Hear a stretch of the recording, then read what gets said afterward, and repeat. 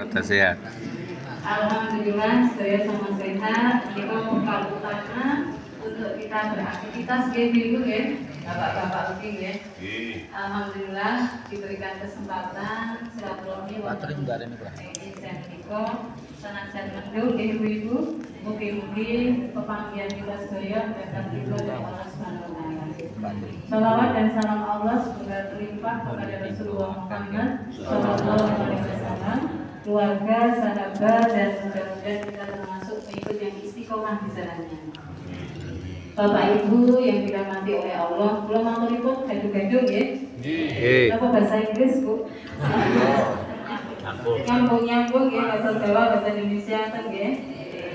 Jerman. Kalau sampun dipertemakan nama sampun nggih Nur Aziza. Asli kula saking Magelang. Lajeng sakmenika wonten Brengkelan, ngajeng Pasar Purworejo, pasar yang pindahan Solo Negara nika Bu. Nggih, seberangipun makam, boten wonten makamipun nggih Bu. Seberangipun makam. Sampun wonten UMP menika nembe 23 tahun. Nggih, sejak tahun 2000 ngantos sakmenika 2023. Lajeng sakmenika wonten Brengkelan ugi dipun amanahi saking UMP mengasuh pondok pesantren mahasiswa ingkang wonten Duplang.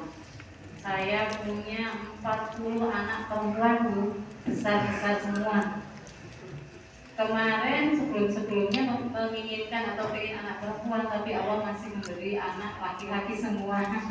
Lah sakmenika dipun amanahi 40 anak perempuan dari berbagai daerah. Wonten Indramayu, Batam, Purbalingga, Banjarnegara, lan sak sanes-sanesipun. Lah menika kanthi latar belakang ingkang berbeda-beda. Nah, supados lari-lari kita selain kuliah di pondok dan hasil yang berikutnya tadi saya diamanahi menjadi ketua pimpinan daerah Aisyah. Kemarin seminggu yang lalu baru dikukuhkan. Mudah-mudahan sakit mengemban amanah, mohon doa Bapak Ibu sedaya nggih. Wonten inggih menika diamanahi untuk menyampaikan materi terkait dengan kewajiban menutup aurat. Tapi sebelum sampai ke situ, monggo kita mengucapkan puji syukur kehadirat Allah Subhanahu wa taala karena sampai hari ini dengan segala nikmat yang diberikan Allah kepada kita berupa jasmani yang sehat, kemudian semangat untuk selalu thalabul ilmi gitu Bapak Ibu. Karena thalabul ilmi mereka kewajiban bagi kita semua dari lahir sampai liang lahat. Terus ada beberapa kejadian di akhir-akhir ini barangkali yang menjadi pembelajaran atau ibrah kita semuanya. Ada sebuah kisah Bapak Ibu. Ini kisah nyata yang pernah dituliskan di sebuah buku yang saya baca. Ada seorang kakak yang beliau ahli ibadah, rajin ke masjid, rajin ngaji, kemudian juga rajin berbuat kebaikan. Nah yang satunya dia adiknya ini sama-sama laki-laki. Sang adik ini gemar bermaksiat, kelak-kelak malam, kemudian minum-minuman keras dan juga bergaul bebas dengan perempuan. Nah suatu saat ada keinginan bahwa sang kakak tadi kan iblis atau setan itu nggak pernah berhenti untuk menggoda gitu. Wasik maksiat sidik, wah apa-apa lah. Coba-coba tak berkunjung ke adik yang punya tempat klub malam atau disco-disco yang ada minuman keras. Sekarang kan nggak apa-apa ya coba-coba. Oh nek coba yuk coba. Nah kemudian sang adik pada saat yang sama juga mendapatkan bisikan. Kok ya coba, ojo maksiat terus. Ayo nang masjid menemui kakakmu. Yang satu pengen menemui adiknya mencoba bermaksiat, yang satunya pengen menemui kakaknya untuk bertaubat. Engko nek bertaubat ya besok kene mana ya apa-apa. Akhirnya betul itu Bapak Ibu, mereka mengambil jalan yang kakak ini menuju ke tempat adiknya, yang adik ini menuju tempat kakaknya, tidak bertemu di sana. Yang satu sudah masuk ke klub malam ini, sudah mau mulai mencoba minuman keras, yang satunya duduk di masjid untuk berdoa bertaubat. Di saat itulah terjadi gempa. Kemudian yang satu meninggal di grup malam yang tadinya ahli ibadah, yang satunya meninggal di masjid yang tadinya ahli maksiat tapi mau bertaubat. Akhir hidup yang berbeda dari yang biasa mereka lakukan. Yang sang kakak yang biasanya beribadah, akhir hidupnya bagaimana nih? Su'ul khotimah, karena sedang berbuat zina. Sang adik sedang bertaubat. Nah, siapa yang tahu kalau rencana itu yang mau dilakukan itu menjadi akhir hidup mereka? Kita nggak tahu nih Bapak Ibu nih. Akhir hidupnya ini kapan? Apa ya pas maksiat atau pas berbuat baik? Yang biasanya berbuat baik saja ternyata belum tentu akhir hidupnya adalah baik. Gitu. Oke. Nah, kemudian kita, ya wis aku tak maksiat baik, sapa ngerti akhir hidupnya baik. Kita juga tidak tahu seperti itu nih. Makanya ketika tidak mengetahui kapan kita dipanggil oleh Allah, maka jangan sampai sedetik pun berbuat maksiat. Ada nggak? Tapi ternyata menikah kadang kita itu ketika digoda ya tidak terasa. Ada positif, ojo lagi orang belum ini kenyataan kok. Yang kenyataan sih kan dalam kenyataan namanya fitnah. Terkadang kita ya ibu-ibu ya menggampangkan itu kumpul-kumpul belajar. Terus ngerti nggak kayak gini. Ya orang gini tambahin mana? Iki orang gendeng loh, ini kenyataan dan ikut gendeng. Kalau bukan nyata namanya fitnah. Dan kita sedang menikmati sate gulai dari daging bangkai saudara kita sendiri. Kenapa ibu-ibu? Karena memang kita punya kecenderungan untuk apa Bu? Punya kecerdasan verbal yang sangat banyak. 20.000 kata per hari Pak kalau ibu-ibu.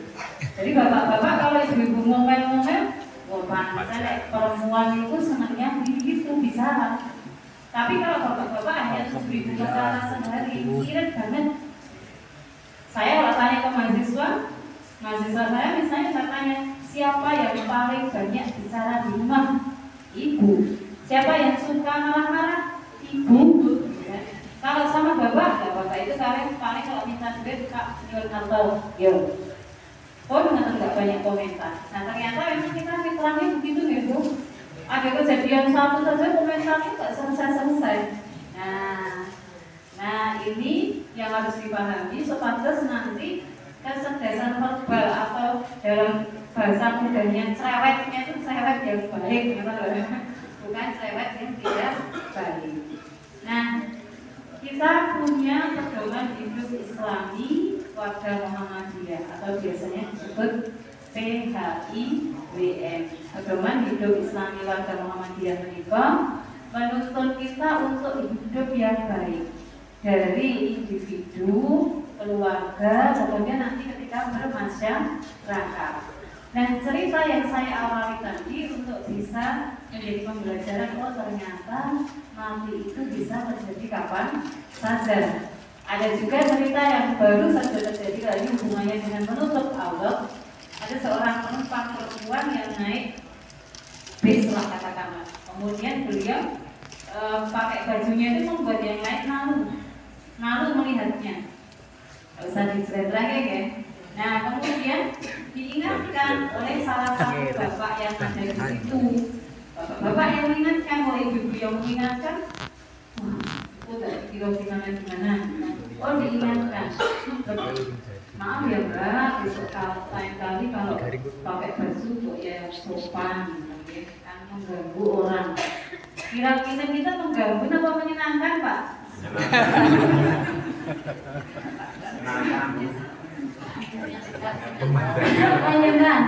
Menyenangkan dan mengganggu.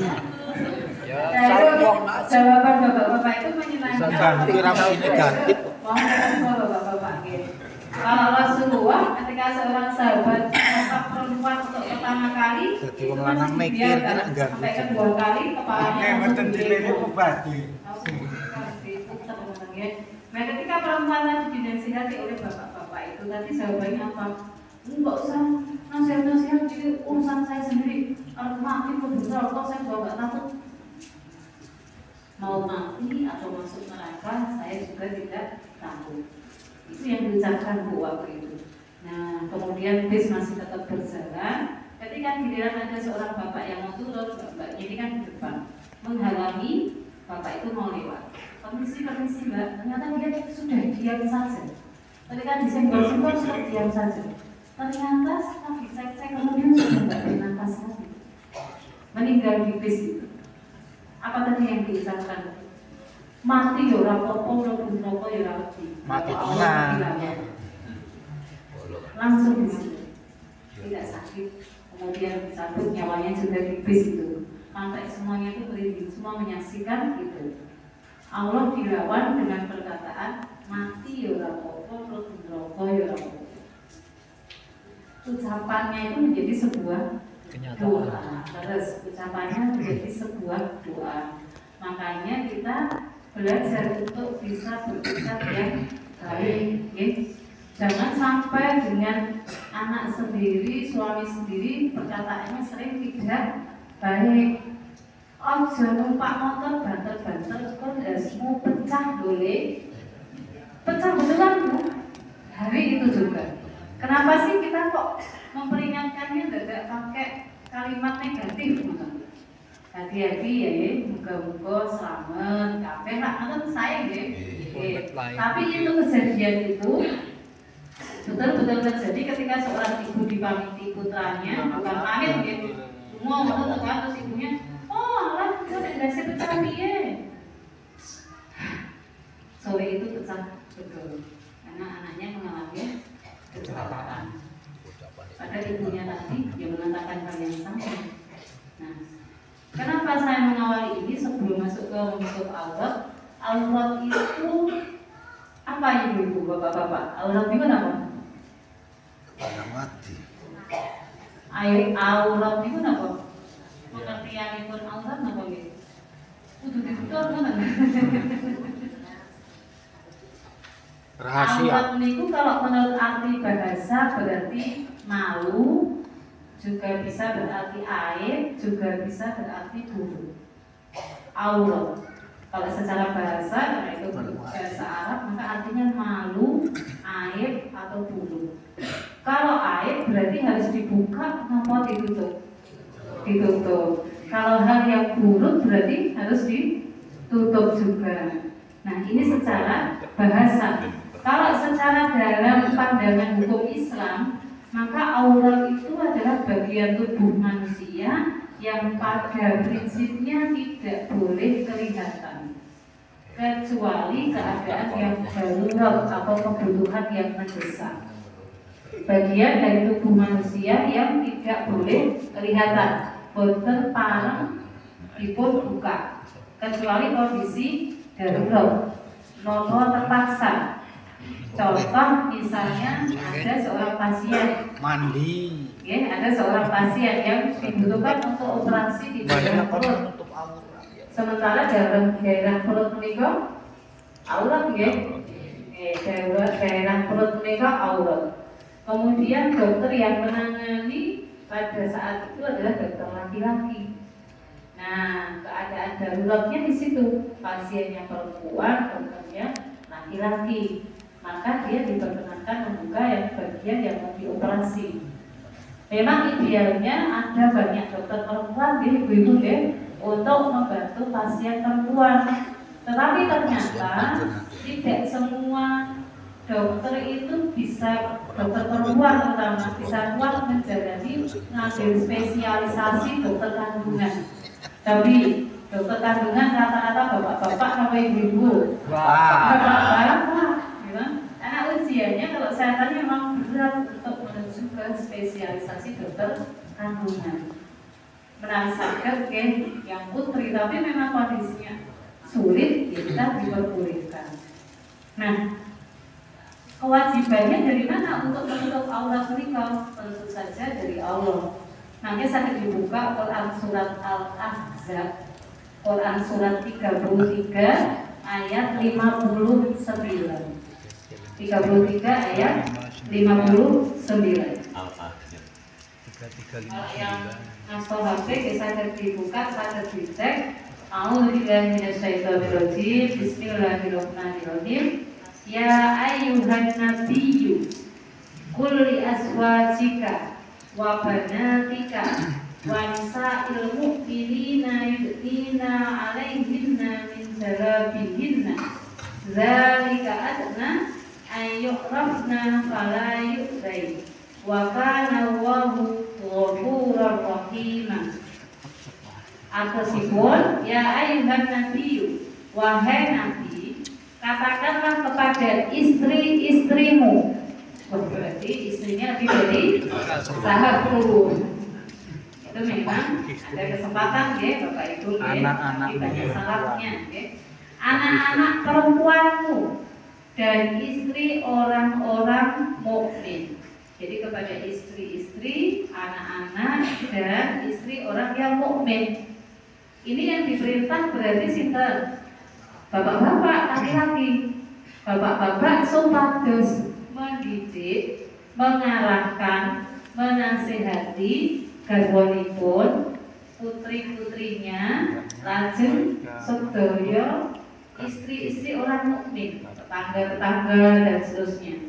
Apa yang perlu dinasihatkan? Hendaklah mereka mengulurkan jilbabnya, mengulurkan, kalau bahasa kita memakai jilbabnya ke seluruh tubuhnya. Demikian ini supaya mereka lebih mudah untuk dikenal. Karena itu mereka tidak diganggu dan Allah Maha Pengampun lagi Maha Penyayang. Pak menikah kewajiban bapak-bapak oke. Bapak-bapak harus menyampaikan nasihat kepada istri, putri-putrinya yang perempuan, dan juga kepada saudara-saudara yang perempuan atau istri-istri saudara-saudara kita yang lain. Apa yang perlu disampaikan? Hendaklah mengulurkan jilbabnya, memakai jilbab. Nanti kalau di dalam kehidupan sehari-hari orang ada yang menggunakan kata jilbab, kerudung, atau itu, kemudian khimar, kemudian dan lain sebagainya. Tapi kita bisa memahami bahwa jilbab itu secara keseluruhan bukan hanya kerudung ini, tapi pakaian yang menutup aurat. Sehingga untuk apa? Agar mereka itu lebih mudah untuk dikenal. Oh, kayak orang Muslim. Oh, itu orang Islam. Karena apa? Menutup aurat. Ada seorang syekh dari Timur Tengah berkunjung ke Indonesia. Karena kita dikatakan di berita-berita itu kan 80% warga Indonesia adalah beragama Islam. Nah, dia turun di bandara, kemudian beliau mau sholat di musola atau di masjid bandara itu. Kemudian beliau heran, lah ini ada kok aneh ya, ada teroris mau masuk musola gitu kan, menyebutnya teroris. Kok teroris? Iya, ada perempuan tapi tidak berjilbab tapi mau masuk musola. Anggapan beliau kalau tidak berjilbab berarti bukan orang Islam. Kok tidak menutup aurat gitu? Lah aneh lagi loh. Kok tempat wudhu? Ya mau apa ini? Orang bukan Islam kok mau tempat wudhu? Pikiran beliau kalau tidak menutup aurat berarti bukan seorang Muslim. Nah kemudian ke tempat wudhu. Kemudian setelah itu ambil mukena, kemudian sholat. Kemudian setelah sholat lepas mukena, kemudian keluar lagi. Bingung kisah ini. Kemudian tanya sama orang Indonesia, itu kenapa ya? Ada orang bukan Muslim kok sholat? Dia Muslim saya. Kok Muslim nggak menutup aurat ya? Kalau Muslim kan harusnya menutup aurat, gitu kan? Saya itu sampai bingung. Kemudian dikatakan, itulah Indonesia. Kok itulah Indonesia? Iya, banyak yang KTP-nya Islam, banyak yang beragama Islam, tetapi belum melaksanakan kewajiban yang diperintahkan. Salah satu pun menutup aurat. Lah monggo ibu-ibu, bapak-bapak sekalian, ini kewajiban dari Allah sama dengan wajibnya sholat ya. Kan sholat juga diwajibkan. Nah ini tadi juga diwajibkan menutup aurat. Mahasiswa saya itu juga banyak yang kalau di rumah mungkin dereng ibu dereng menutup aurat. Mungkin baru menutup auratnya ketika di kampus, ketika kuliah. Kemudian saya tanya, Mbak, jilbab itu beratnya berapa kilo tahu? Ada 10 kilo? Ya betulnya tebu berapa? 1 kilo ada enggak? Ya enggak ada. Nah, tadi Bu bertanya, kenapa enggak pakai jilbab kalau di luar? Berat Bu, berat apanya? Nah, tapi alhamdulillah lama-kelamaan kemudian jadi terbiasa. Nah, mereka ibu-ibu, ketika kita atau seorang istri dinasihati oleh suami, semestinya kita taat agar kita bisa masuk surga dari pintu mana saja. Ada tawaran dari Allah ibu-ibu, khusus ibu-ibu, bapak-bapak tidak boleh iri, Pak. Para perempuan boleh masuk surga dari pintu mana saja kalau dia mempunyai 4 tiket ini. 1. Sholat fardu. Ibu-ibu sholat fardu ya? Tepat waktu. Nah ini yang pertama tiketnya sholat fardu tepat waktu. Yang kedua taat kepada suami. Nah ini sudah taat atau belum? Wah kula sampun Bu, tapi nek diperintah yang jelas ya saya tidak taat. Kalau perintahnya untuk yang tidak baik ya tidak taat. Kemudian yang ketiga Bu, puasa Ramadan. Ampun siap kan nggih? Insya Allah. Kemudian yang keempat, menjaga dirinya, menjaga kemaluannya. Nah, pripun iki? Yang pertama, sholat fardu. Alah gampang bener nggih pun biasa nek sholat niku jajal, tapi nek ditambahi tepat waktu gampang napa mboten? Nggih. Sik dhisik terutama tapi Bu, bagi ibu-ibu yang masih punya putra-putri yang kecil-kecil menyusui, itu kan luar biasa tantangannya. Kalau misalnya pas bajunya kena pipis dan sebagainya, usir pokoknya dipepet, orang dipepet. Duhur pepet asar pepet maghrib ya, kalau sekarang ya. Nah, sholat tepat waktu ini, sholat kita ini bagaimana? Tapi kita gampang. Tapi nanti perbedaan antara kita dulu sebelum menikah, setelah menikah, punya anak, kinten benten boten semangatnya untuk sholat ini. Enggak, benten gitu ya. Ini yang ibu kok di ibu ternyata tantangan untuk sholat. Kemudian yang kedua adalah taat kepada suami. Nah itu kebanyakan penyakit kita Bu, yaitu kurang taat, kurang bersyukur kepada suami. Ini saya nggak pernah bilang bapak-bapak nanti bapak-bapak juga punya kewajiban yang penting.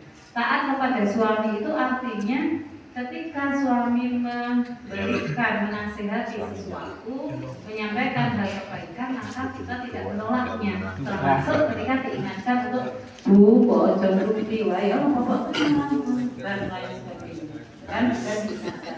Apa malah nambah bapak itu? Kira-kira sering dinasihati oleh suami tidak? Oh sore. Ibu-ibu pernah bergolong sama suami atau belum? Pernah. Ayo jawab Pak bapak-bapak. Bapak-bapak pernah membohongi istrinya Pak? Pernah. Mana semua ibu? Apalah keluar ya.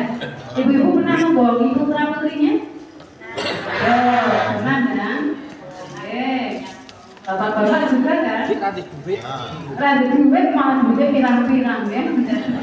Pak Nur apa nih? Bapak kita nggak duit, biasa nanti. Nanti bapak minta duit pirang-pirang, jadi mulai duit. Kalau saya tanya mahasiswa saya juga sama. Anak-anak siapa yang pernah membohongi orang tuanya? Nah itu semua itu. Yang pagi ini loh, iya Bu, sepagi kamu sudah bohong? Iya. Nah, ibu juga ngajari saya bohong, bapak juga ngajari saya bohong. Ada yang pernah menyakiti orang tuanya? Ngaco juga ya. Nah, ternyata anak-anak itu juga belajar dari orang tua. Saya ketika mengisi parenting misal gitu, ini sebagai tambahan awal parenting di SD, saya tanya gini, kalian seneng gak sama bapak ibunya? Aku tuh kadang tuh pengen ganti ibu. Kok pengen ganti ibu? Iya, ibu itu galak kayak monster, apa-apa dimarahi. Bangun tidur aku dimarahi, mandi dimarahi, makan dimarahi, sampai sekolah pun berangkat sekolah itu dimarahi bu. Nanti pulang sekolah tuh sudah dimarahi bu. Aku tuh stres bu. Anak kelas 5 SD udah bilang stres bu. Terkadang ya Bapak Ibu, kita membanding-bandingkan anak kita dengan anak orang lain. Ternyata anak itu juga pengen punya ibu seperti ibunya orang itu, tanpa kita sadari. Pernah gini bu, lele kok kue iki koyo Mas Kairo, kayak wong iku saya rajin, kalau mau tua apik, gak anak langsung ibu ini ngerti kok, aku ini pengen punya ibu kayak boneka. Bukan ibu dok yang pengen punya anak seperti itu, aku juga pengen punya ibu yang seperti itu. Itu pernah terungkap Bapak Ibu oleh anak usia SD kelas 5. Coba bagaimana kalau anak dalam pikiran itu mengatakan bahwa saya tuh stres ibu. Kok anak kok stres itu gimana? Dia tidak merasa nyaman di rumah, ketika pulang itu menjadi semacam ketakutan atau monster karena gini, nang sekolah di sini bilang, gue pacar lo pinter, itu sudah stres lagi itu. Nah kenapa pengen ganti bapak? Lo bapak bukan yang jiwet kok jiwet. Apa itu? Kadang dewa, toko nabok, toko apa gitu, kekerasan seperti itu. Nah Bapak Ibu, ini kan punya putra putri atau punya cucu itu sudah ditunggu lama ya. Bahasa dikasih sama Allah loh, kok malah diperlakukan tidak baik gitu kan misalnya. Ada orang bu sampai sepuh pun belum dikaruniai anak, luar biasa. Padahal itu rezeki ya, itu rezeki yang luar biasa. Ada seseorang yang usianya sudah hampir 60 tahun juga belum dikaruniai putra putri. Karena apa? Beliau dulu pernah berucap begini, aku nek urung duwe omah dhewe, aku mau pengen duwe anak. Dan ternyata kalau dikabulkan sama Allah, benar-benar gak punya rumah dan belum punya anak. Kalau aku ngotot nek mengucap, ya Allah berikan aku keturunan yang baik dan soleh, kemudian berikan rezeki yang melimpah, kan bisa ya bu, daripada nonton itu. Atau ada yang belum jadi PNS, aku nek urung jadi PNS belum pengen duwe anak. Lah nanti usia sepuh ya udah jadi PNS dan orang duwe anak. Lah berikut apa itu? Ini yang harus dihati-hati. Ini ucapan, bukan kalau ucapan yang kita ucapkan itu betul-betul dijaga. Ya. Kembali lagi ke sini. Tadi tiket untuk perempuan masuk surga dari pintu mana saja itu salah satunya taat kepada suami. Jadi ketika dididik oleh para suami, ibu harus taat untuk yang kebaikan ya, bukan suami memerintahkan wes bu, rasa nutup aurat apa, rasa sholat apa, wah ya bu, itu tidak wajib taat, bahkan harus diingatkan kalau suami kita mengajari hal-hal yang tidak baik. Itu tiket tadi pertama sholat, taat kepada suami, kemudian yang ketiga apa bu? Puasa. Nah memang puasa gampang, betul. Mungkin kalau kondisi kita sehat itu gampang. Tapi kalau sedang tidak sehat atau mungkin sedang apa bu? Hamil, menyusui itu luar biasa kan beratnya. Sehingga puasa di bulan Ramadan itu juga ternyata menjadi tiket untuk perempuan bisa masuk surga. Nah, yang masih punya hutang, ayo kita segera bayar hutang puasanya, oke? Kemudian juga ketika berpuasa kan tidak makan dan minum, ibu. Nah, yang berat bagi perempuan apa? Menahan. Nah itu tadi menahan kecerdasan verbalnya atau biar tidak cerewet yang berdosa itu bagaimana, itu paling berat bagi kita bu. Saya kok pasal kok bagaimana dia oleh gerendeng, kan tidak bisa begitu ya. Yang terakhir apa law tiketnya? Menjaga kemaluan, menjaga pergaulan. Ini dalam arti luas tentunya ibu-ibu bahwa ketika berkeluarga menjadi seorang istri itu maka curhatnya itu hanya curhat kepada suami bu, tidak curhat kepada suami orang lain atau kepentok dengan yang sekarang reuni, ada reuni TK, reuni SD, reuni SMP dan seterusnya. Akhirnya ketemu mantan, berkomunikasi dan seterusnya. Ini harus dijaga. Lalu bapak-bapak nggak ada begitu. Bapak-bapak yang nonton itu betul. Nah, bapak-bapak nggak ada suaranya ya. Nah, ini tapi kenapa ini tawaran Allah tiket untuk perempuan? Berarti kan ada hal-hal yang istimewa, ada hal-hal yang istimewa yang memang harus dijaga perempuan. Jadi tujuan menutup aurat yang pertama agar kita mudah dikenal. Oh, agamanya Islam. Oh, dia seorang Muslim, dia menutup aurat. Sekarang batasan aurat. Kalau batasan aurat perempuan maka yang boleh terlihat hanya muka atau wajah dan telapak tangan. Kalau laki-laki, bapak-bapak, bawah mudel. Ya, mudel ke bawah itu harus ditutup. Itu secara kaidah bikinnya begitu. Sampai lutut.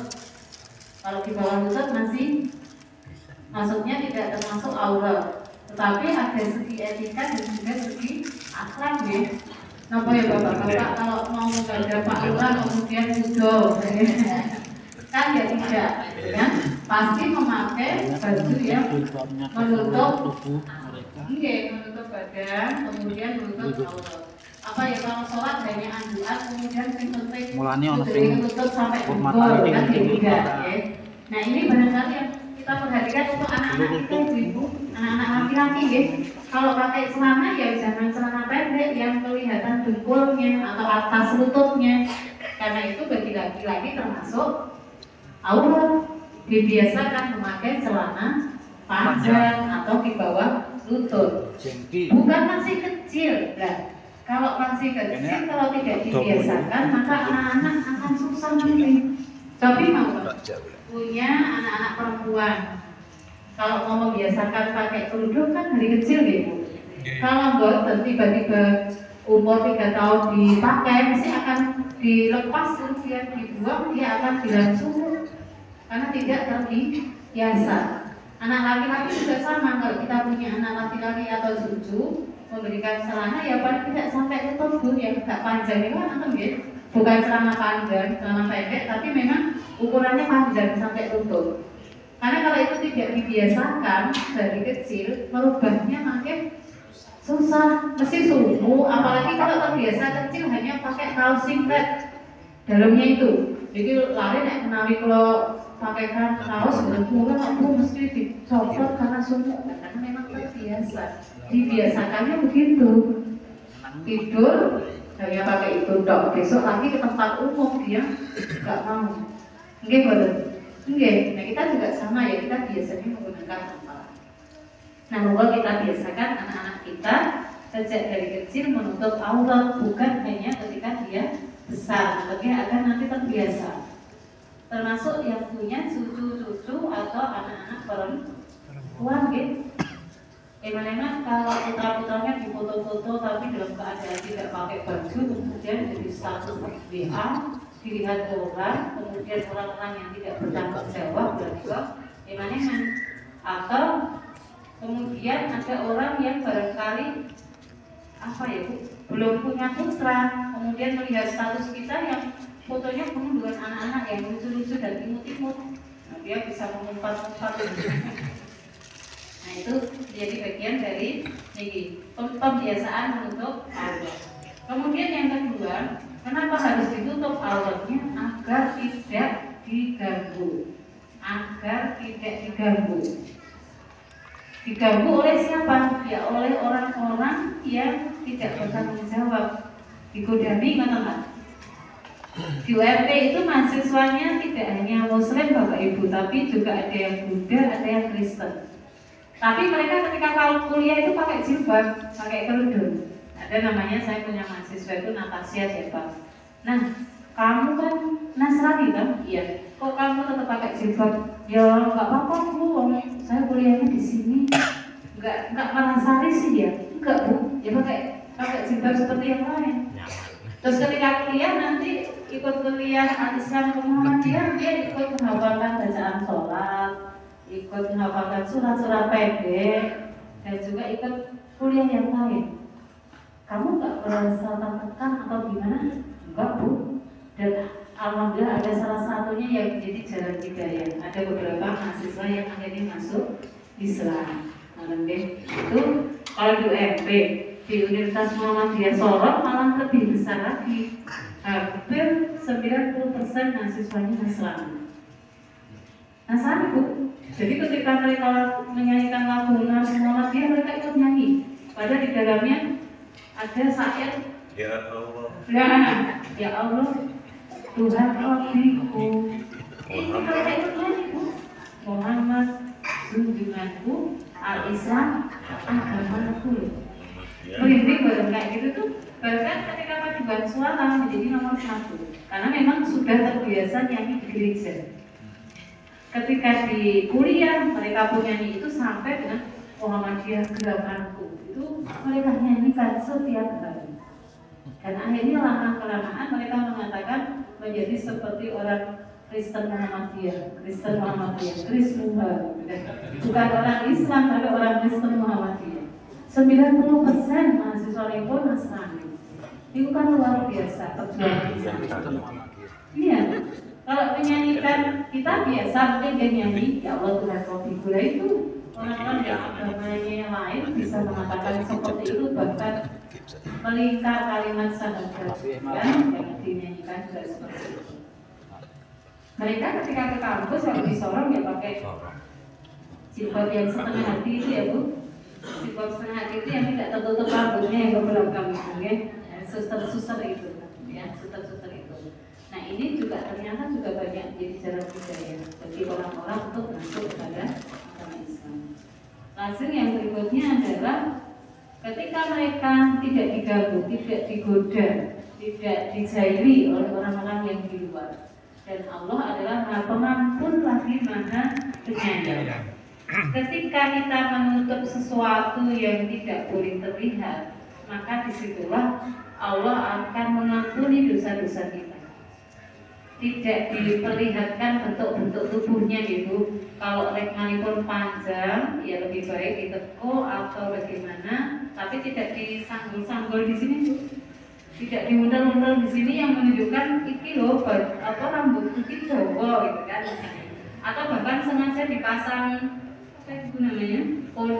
Kayak belum di sini biar ada tunuk di sini. Jangan, itu malah tidak boleh. Tidak boleh seperti itu. Jadi yang menutup aurat seperti halnya pada istri Nabi menutup aurat, tubuhnya tidak berlekuk-lekuk, tidak kelihatan bentuknya, tidak tipis jilbabnya, kemudian kalau rambutnya panjang ya ditekuk rambutnya sehingga tidak lebih panjang rambutnya daripada jilbabnya. Nah anak-anak sekolah itu sekarang punya rambut panjang, rambutnya hanya diikat, pakai kerudung, akhirnya rambutnya kiwir-kiwir sama kemari.